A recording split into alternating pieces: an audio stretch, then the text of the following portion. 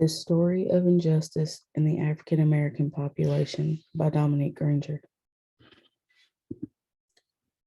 The first group of enslaved Africans were brought to the colonies transported by a Dutch ship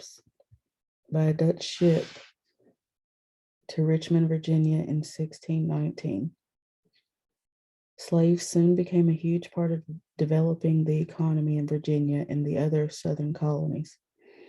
These colonies depended on the harsh labor from slaves to produce crops such as rice, tobacco, and indigo. Slavery was not challenged in the final draft of the Constitution. The word slave was not included and instead referred to them as persons held to service or labor. The Constitution included clauses stating that runaway slaves must be returned to their slaveholders. Despite Thomas Jefferson calling for all men to be equal in the Declaration of Independence, there were still many men who were slaveholders. Jefferson also was known as a slaveholder and stated that African Americans were inferior to white Americans and would never be able to coexist while slavery would not be abolished until after the Civil War. There were some enslaved people who were able to gain freedom through the late 18th century and the early 19th century. After this, they began to form their own communities. Even though they were no longer enslaved, free Black people experienced heavy discrimination by communities who were majority white in cities that restricted their civil rights and job opportunities. The number of free Black people increased in not only the North, but also in the South after the American Revolution. Anti-slavery movements were led by groups like the Quakers, who pushed for Northern states to implement measures of gradual emancipation. This means slaves born after a certain date would be granted freedom after a certain number of years. While some slaveholders legally freed their slaves, others would negotiate with their enslaved people and pay for their freedom, or they would successfully escape and went into hiding. Even though they had their freedom, free Black people were still treated unfairly based on their race. Free Black people had very limited or no voting rights, and they were unable to testify against white people in court. Black people were often denied jobs even if they had the qualifications. In the North, Black people were segregated away from the white population and turned away from businesses and other services. In the South, free Black people were viewed as a threat to society, but this was based on the idea of white supremacy. When Barack Obama was announced as the 44th president of the United States, there was a feeling of hope for most African Americans. The thought of finally getting the chance to become equal to non-people of color entered so many minds. President Obama was the first Black president, and the Black community finally had something to truly be proud of. When we had a lot of resilience from the hurtful past dealing with stories of slavery, discrimination, and segregation. But after President Obama was elected, the racism came out 10 times harder. There was violence happening all over the United States. Black men and women were being called derogatory names. There were signs being made saying President Obama was a terrorist and that he wasn't born in the United States. Racism has only gotten worse over the years. It's hard to be resilient in the United States when you have someone like Donald Trump, who was the president, spewing hate about people of color. He made it okay for his followers to keep racism alive.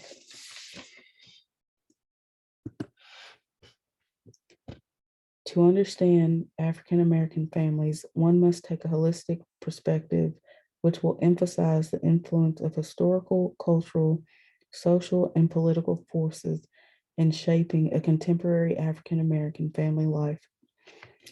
Those forces have contributed to the diversity of the African American families. In the Black community, families tend to show strengths of religious values, belief in family, and strong work orientation. Because of racism shown to the African American population, they show resilience by starting their own communities and also getting involved in politics, even when it made others uncomfortable. Someone who made it possible for Black people to get involved in politics was Shirley Chisholm. Shirley was the first African American woman to be voted into Congress, where she served 7 terms. She was also the first woman and African American to seek the nomination for President of the United States under the Democratic Party. This historic event happened after the Civil Rights Movement of the 1950s through the 1960s. In the mid 1960s, there were a large number of African American men in Vietnam. When the war was escalating, the civil rights leaders took an anti war stance, including Martin Luther King Jr. Other African American figures who took this stance were Harry Belafonte and Muhammad Ali. As the war started escalating, they needed more soldiers, and our government started a new project called Project 100,000. With this project, they lowered the education and medical standards so they could recruit more men. The government's main targets were African American men who at the time were underrepresented in the military. They told these men that being in the military would help the Black community by promoting responsible behavior within the young Black men. So what did they do? They joined the military in hopes to show leadership and contribute to their communities. Soon they found out that this project had a negative impact on the Black communities. While 41% joined the war effort and 40% drew combat assignments, there were still inequities in the military, which led them to embrace the Black Power movement. The soldiers were frustrated by the slow pace of change in the military and society. While the Black community dealt with racism at home, the soldiers also dealt with the same problems on base.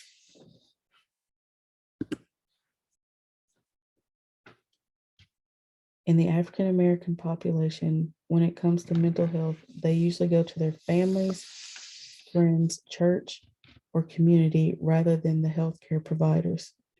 The African American population trusting anyone in the medical field has always been hard because they always believed that white doctors truly didn't care about their health.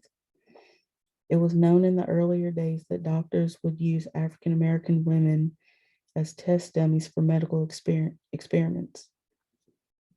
During those experiments, which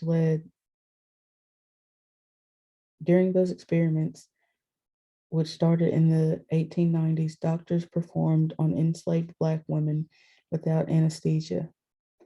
After those experiments were successfully done on African American women, the doctors then went on to offer the same procedures to white women who were sedated. So the African American population has a long history of not trusting healthcare providers after this started. A huge cultural value is the Black church. Black people had to start their own churches because non-people of color didn't want to mix races, even though they preach equality.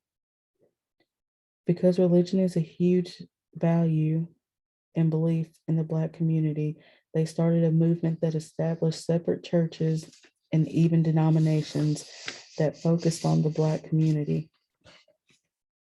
The first Black church was Bethel African Methodist Episcopal Church in Philadelphia, which was founded by Richard Allen. Black churches provided educational classes that were often denied to Black communities from the white community, which leads me to the next value in the Black community, and that is education. Education was a value that the African American community took very serious. When Southern states banned African Americans from schooling, the the Black community started their own schools to provide more opportunities for better education. One of the most cultural values in the Black community is family. The Black family is huge on family support, and it gives them a sense of closeness.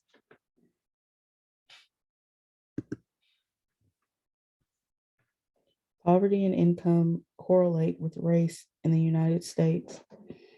In 2021, among all racial groups, African Americans are the second highest ranking racial group that is living in poverty, right behind Native Americans. Black Americans' average income is 46,000, while white Americans' income is 76,000. In America, Black people are also less likely to have wealthy home owning parents. Due to the racism and discrimination towards the Black community, the grandparents and some parents of today are less likely to be homeowners. In 2019, the poverty rate for the Black Americans was 18.8%. The unemployment rate for African Americans is twice as high as the rate for white Americans. 81% of African Americans in 2019 did not have health insurance. While education is important in the Black community, there isn't much representation in schools for children of color. Many people think that struggles in academics are based on low intelligence and low motivation, but the truth is there are problems due to systemic racism, bias, and invalidation in their school experience. Black men also have the highest unemployment rates of any racial group or gender group.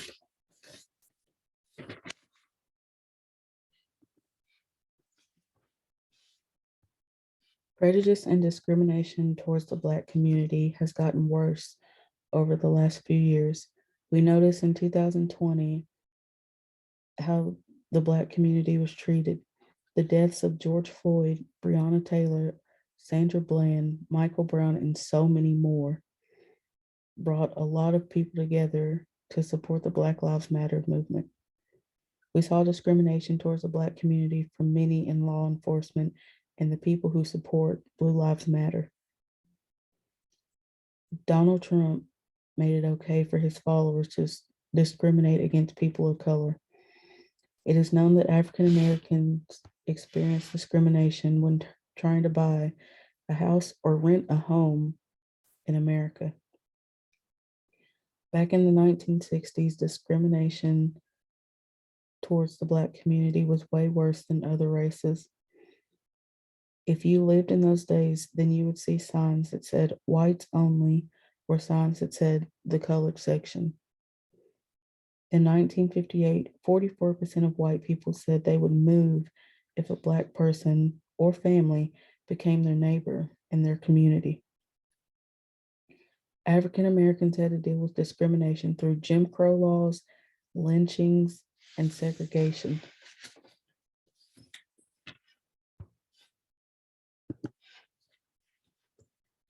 There are so many stereotypes that people think belong to the African American community.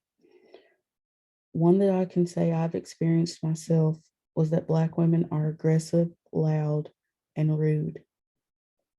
When we as Black women are passionate about something, the world labels us as aggressive.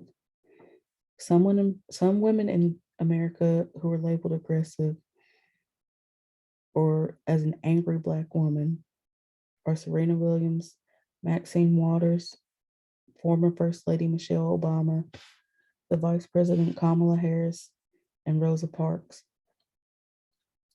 Another stereotype in the Black community is that Black men are deadbeats.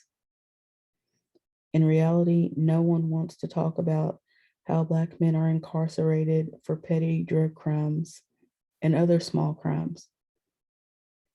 The country doesn't understand the many challenges Black men go through just to get equality. Another stereotype is natural hair in the Black community is unprofessional.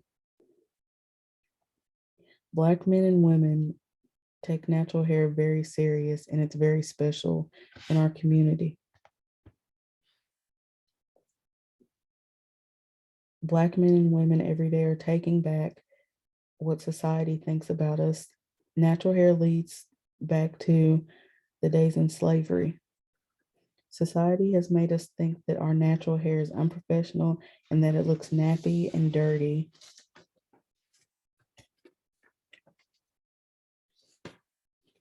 The stereotype that all Black people are on welfare is the leading,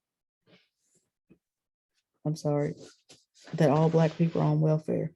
The leading race that is on welfare is those who are non-people of color. Society keeps people thinking that every single Black person in America stays home and lives off of welfare.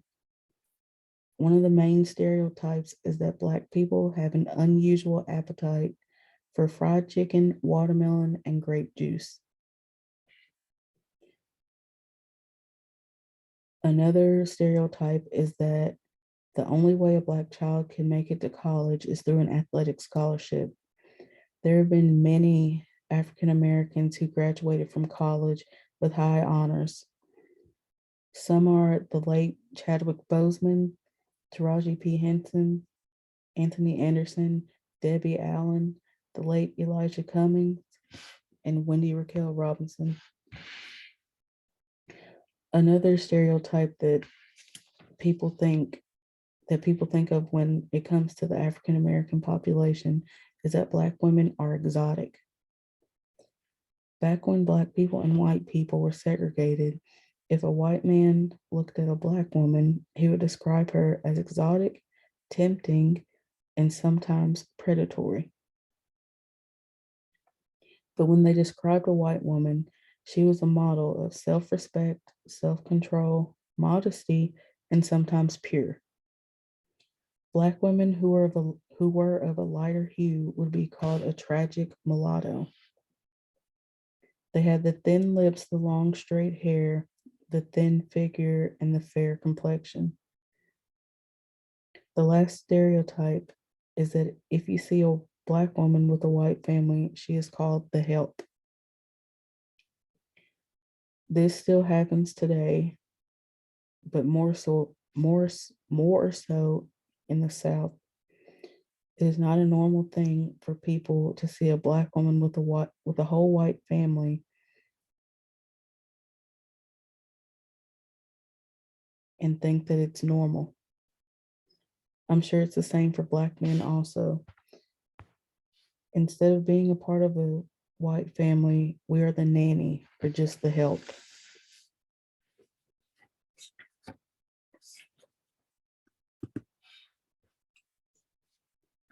I think one of the biggest challenges is when our African American ancestors were made to come to America having to resettle and get used to American society and culture. Another challenge would be when those who don't belong to our culture dress a certain way, like a non-person of color dressing up in the African print dresses or outfits.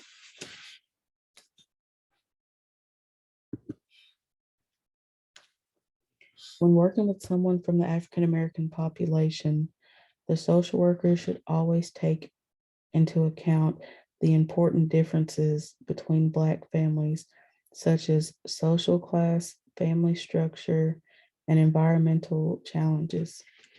Also, when working with Black families, social workers should always understand that the academic problems are not caused from low intelligence and low motivation, but from systemic issues such as racism and bias in the school experience.